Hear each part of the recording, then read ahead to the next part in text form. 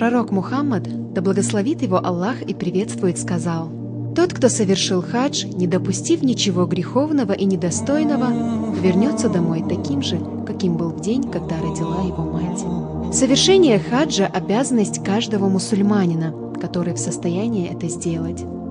Возможность уполномочить для совершения хаджа вместо себя другого человека, когда состояние здоровья не позволяет самому его совершить. Хадж показывает равенство мусульман перед Всевышним Аллахом. При соблюдении его обрядов исключаются какие-либо привилегии. Господин и слуга, министр и рабочий – все находятся на одном уровне. Хадж воспитывает паломника, когда тот, находясь в пути и сталкиваясь с разными трудностями и неудобствами, должен проявлять терпение. В паломничестве в одном месте встречается большое количество мусульман, и там необходимо проявлять скромность, тактичность, уступчивость. Хадж также воспитывает в человеке щедрость.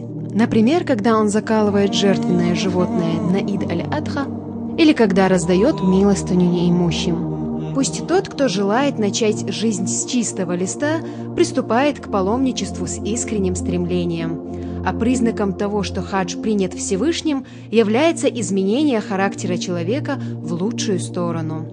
Да одарит нас Всевышний Аллах своей милостью и сделает нас рабами, уходящими из этой жизни с верой, благими деяниями и принятым поклонением.